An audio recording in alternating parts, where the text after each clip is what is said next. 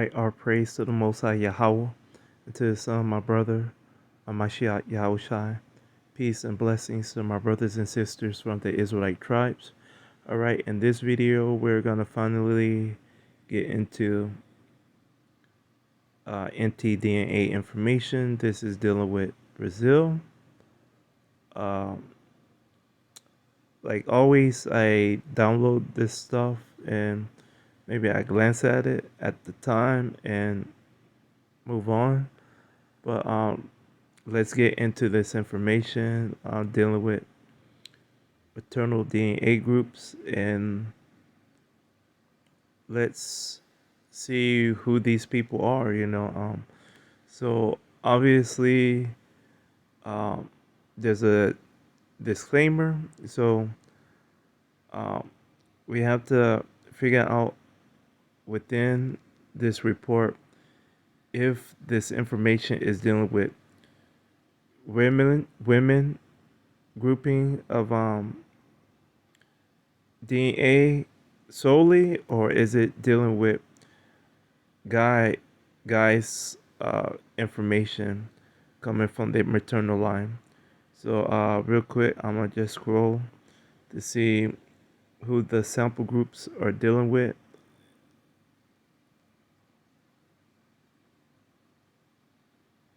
And sometimes they just generalize it, but hopefully we can see if they are doing women or male samples.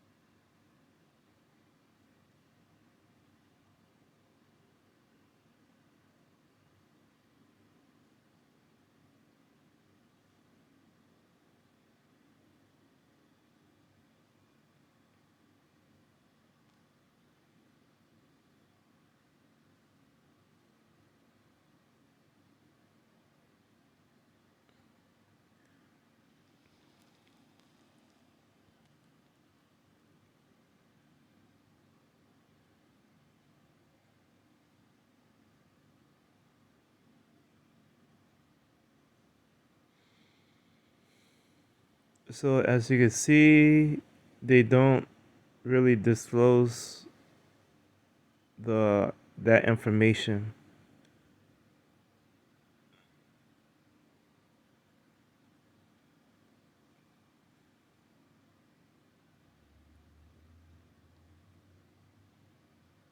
So let me go back up a little bit. As you can see, they just call these people individual, and they so a lot of time white DNA and tDNA they do surveys. They like to you know get as much information on these people before the test or the sample, so they got data mine the information, because a lot of people assume they one thing and they're not, and their family been lying to them about something and their heritage and they're not. And the irony is when they do that atmosphere and they have the mental breakdown and they go, I'm this, I'm that, and it don't even mean that exactly. It means something else. But when you're unaware of the DNA information that you're looking at, you are just relying back on other, fears and what bigotry, I guess, that been told to you, or stereotypes that been given to you or told about your ancestry. So so you have a lot of people assuming they are white, and on here they don't disclose if they are male or female. Maybe at the top. Maybe we should go back at the top.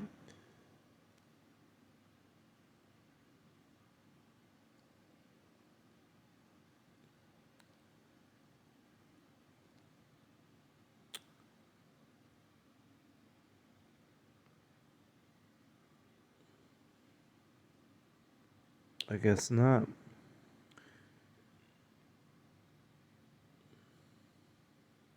If only they could disclose the important information.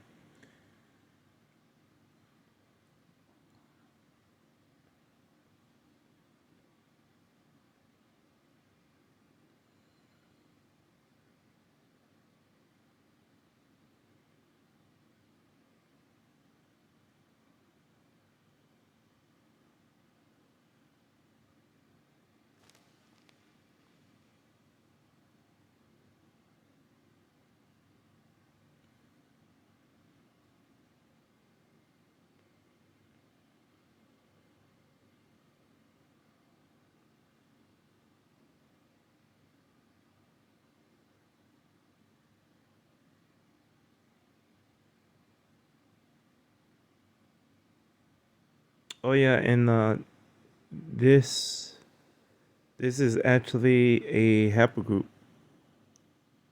a mtdna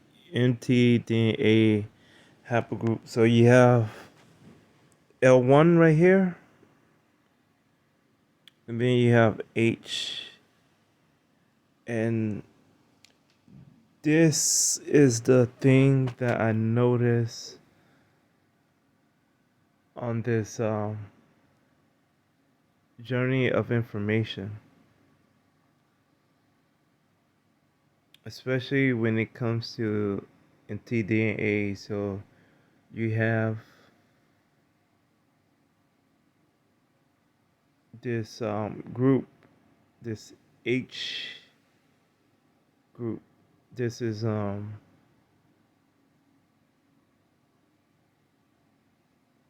I say a mid-range group of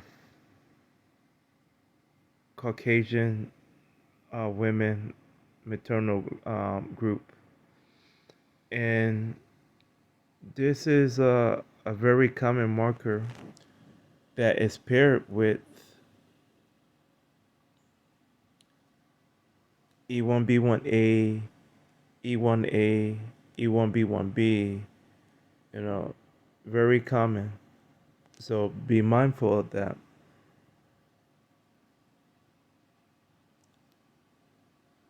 L1, L1 would be your um, Ishmaelite women.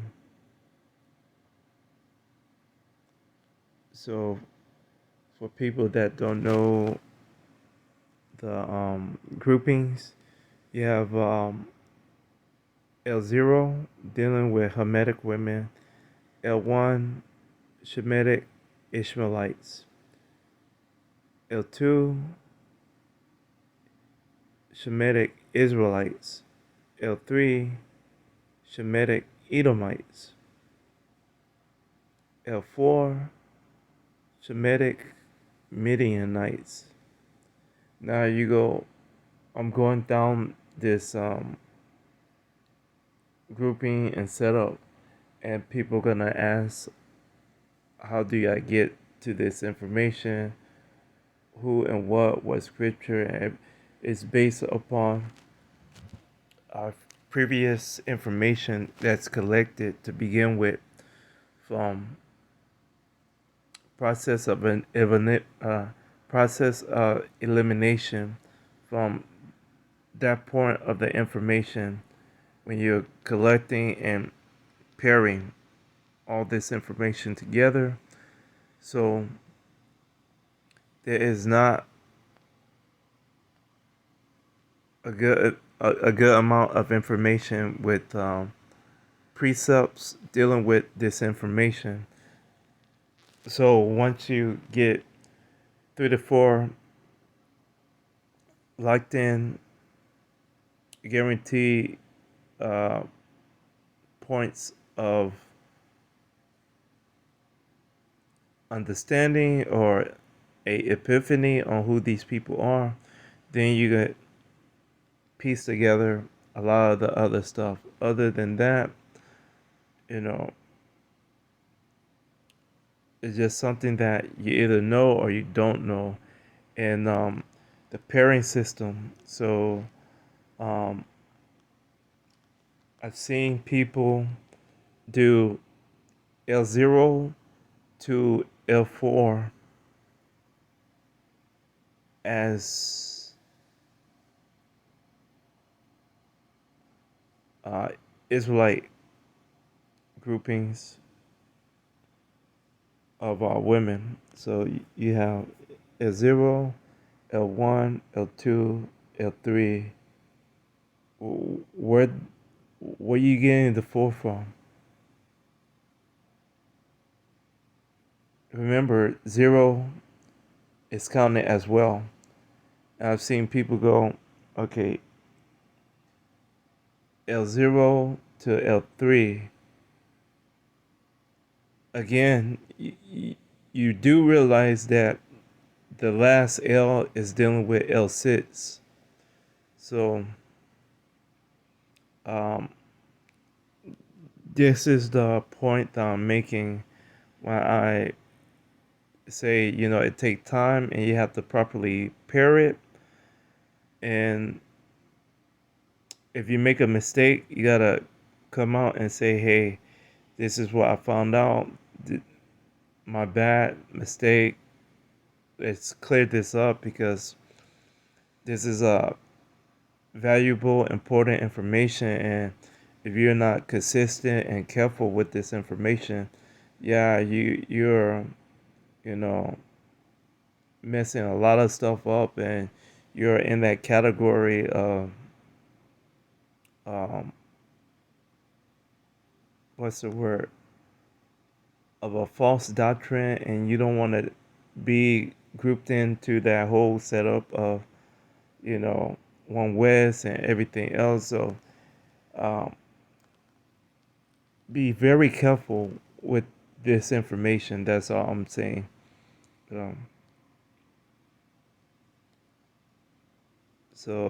like I was saying, the H is dealing with a Caucasian group that's linked to a lot of Shemitic grouping of men. Um, and that information alone don't really matter if this is dealing with um, male or female information. It's just one of those things that you just have to know. Um, so we get into some more. So human mtDNAs are divided into 3 supergroups: L1 and L2.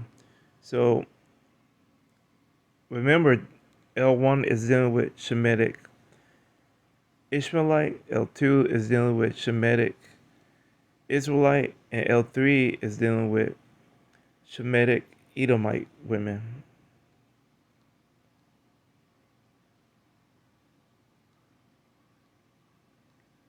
And now we have the ladder groups. So you have U and K.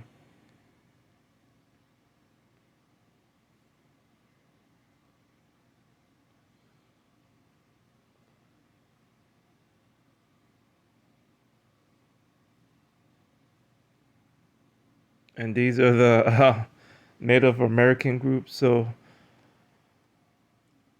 technically, it's A, B, C, D, and X are dealing with Native American groupings of people. And these are ladder groups minus D. D is a Shemitic group of Native Americans dealing with Asian descent.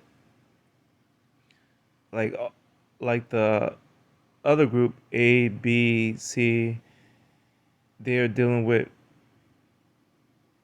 Euro Asian ancestry. Um, so this group is just dealing with Asian. So I think I say like.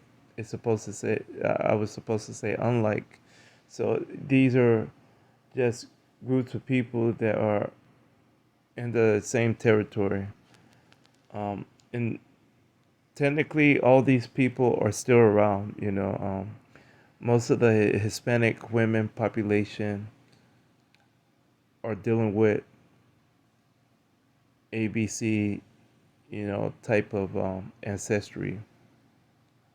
Some of them might have, R, even H and X. That wouldn't be, weird or strange. And even U. So U is also found in African American women groupings as well. So it wouldn't be a common, uncommon thing. So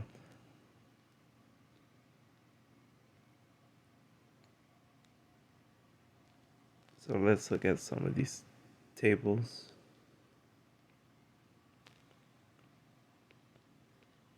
Well, yeah, I like how they do the proteins.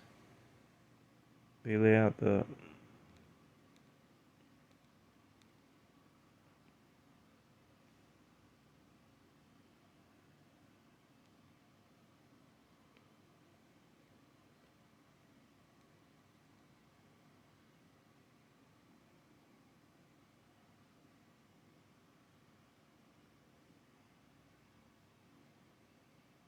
Oh yeah, and don't know if I told you. So D would be dealing with Shemitic, Moabites, and Ammonite. They share the same grouping of DNA ancestry because they are sisters. That's how that works. So remember, while I'm telling you about this, you pair off the information that you already know from, you know, other parts of information, and you properly pair them. And the A, B, C is dealing with Japhetic, Europe, or Asian people. Same groupings of people. And the same for X, and the same for U, the same for H. So,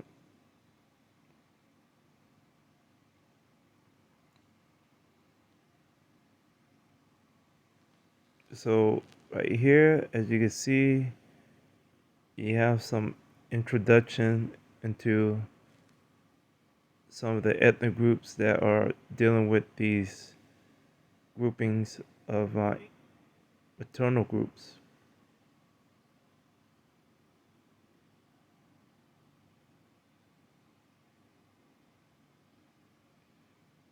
And the irony, so I'm from the Yoruba uh, tribe, and like when I do the mtdna information of that group, a lot of times you end up with this information. So the irony is, my connection of ancestry is dealing with E1B1A from Nigeria, and then my maternal group is dealing with this L2 group that would be, I want to say, like a South Central based African Bantu grouping of people that have ancestry and linkage to the tribe of Judah. But the most interesting thing is it's starting when you look at this information, it looks like a lot of our people in West Africa was involved in chaos, and it took the slave trade movement, like all this movement of people on ships, relocated and placed in certain environment and territories for so many years to reconnect to each other. And that's somewhat how it it seems like, because like when I was putting together the chart for the women, the 12 tribe chart DNA set up for women, it was something to where, okay, I was like, I want an ethnic group as well, because I have one for the white DNA, I need one for the mtdna, so I'm just getting as many ethnic groups of people as I could find, and trying to you know um, get detailed information on maternal group DNA. So I was like collecting information on, at best I wanted to do um, the pure grouping of Edom, the pure grouping of Judah, or Israel, groups of ethnic groups of people that have high percentages of paired, perfectly paired um, people. And it's like I have a list, and the list was like maybe 3 to 5 groups of women within the Bantu structure that was, matching this information. All of the other stuff was like, it was like chaos and madness. And I think I went a different way with the information, because these Bantu groups are so massive to where there's like so many subgroups and everything. And like my mom group have like so many branches and subgroups dealing with it, to where um it's one of those things to where you, you don't stop at the main group. You just keep trying to follow the clan and see if there's information broken down about that. And there is information, and I'm getting to that point to where I'm getting good at you know um, the ethnic group understanding, but at the same time, it's like, wow, this is like pre slave trade maybe, and then the rest of the information is like dealing with post. I was like, wow, this is a different part of the story that we have to reimagine and visualize. So and I'm not saying that our people wasn't together properly in West Africa, or Central, North, or South Africa, or East Africa. It's just that, you get that vibe and you get that feeling about certain things. And um, what crossed my mind is Psalms 83 often, in um, the Windsor book, From Babylon to Timbuktu. And it talks about those empires and those kingdoms in West Africa. I'm like, a lot of those groupings of people, they coexisted because they integrated, they, uh, um, adjusted and I want to say assemblized or ensemblized or ensemblized.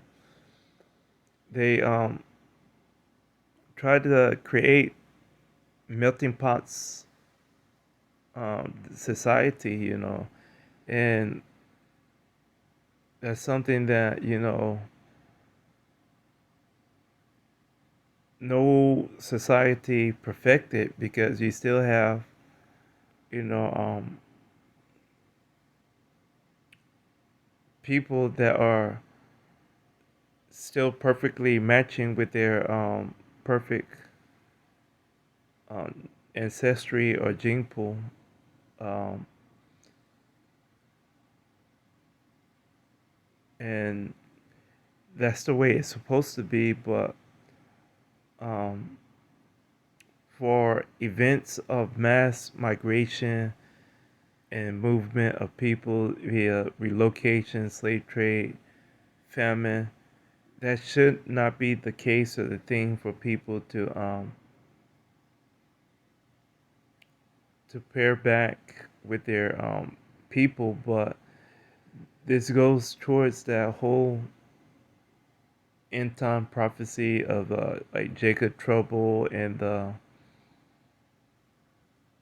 um, Isaiah prophecy of having multiple wives due to the fall of society. And every generation have that moment in time to where they fight or flight, and you see that with this DNA information.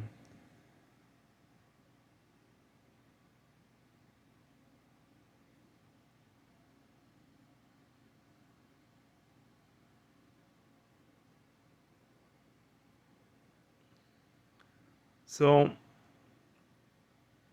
in Brazil, they should have a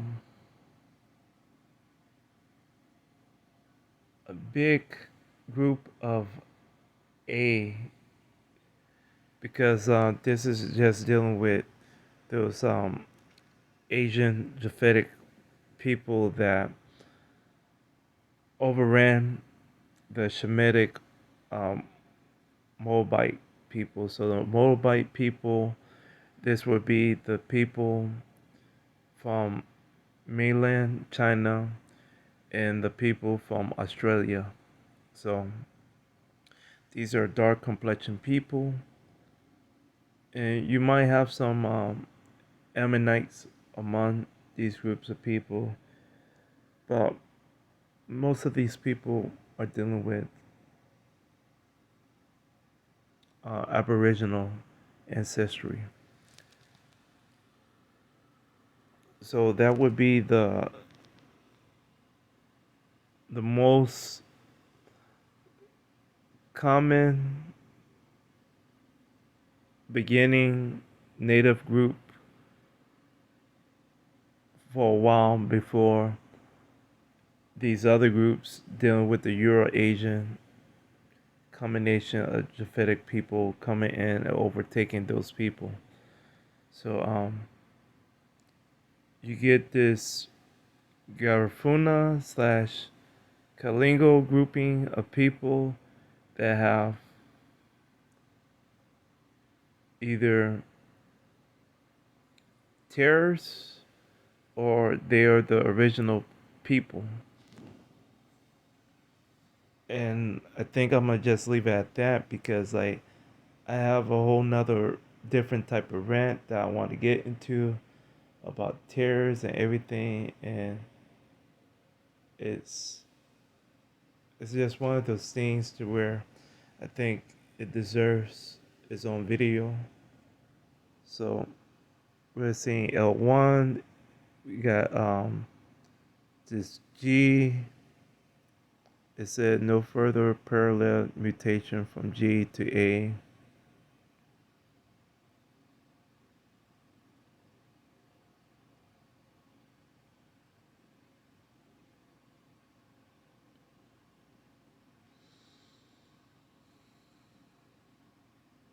And the crazy thing is, so they got these reference of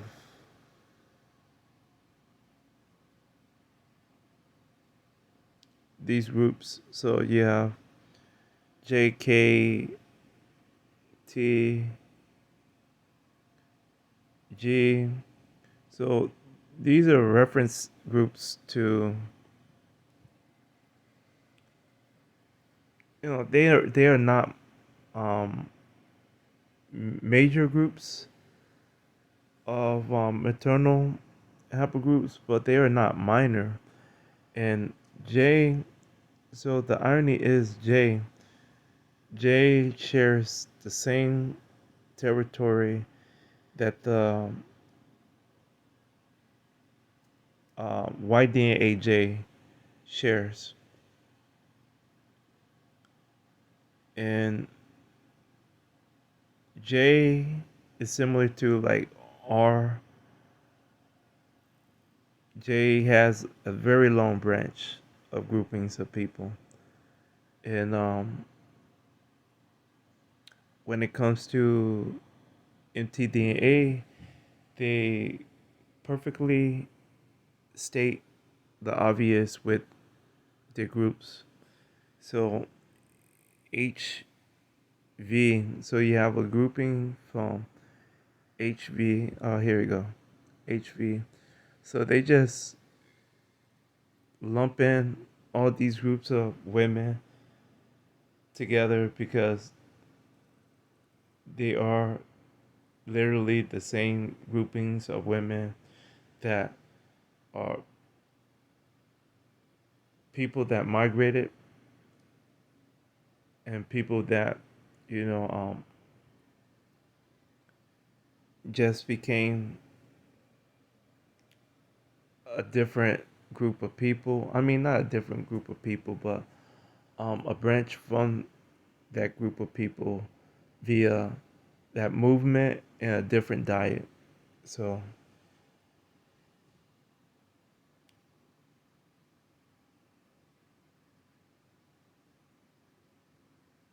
and then once you get outside this HV, the other people are like brand new people. It's like, but even though they are brand new people, they are still related to this whole HV grouping of people. And the irony is, ABC is related to this group as well. So it's like, okay, it's a little bit of everything. So,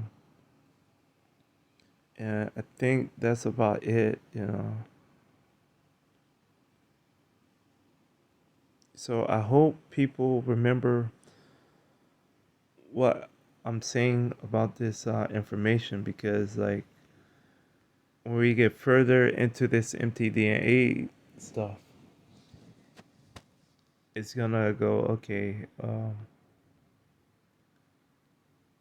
you mean there's a possibility that there are, you know,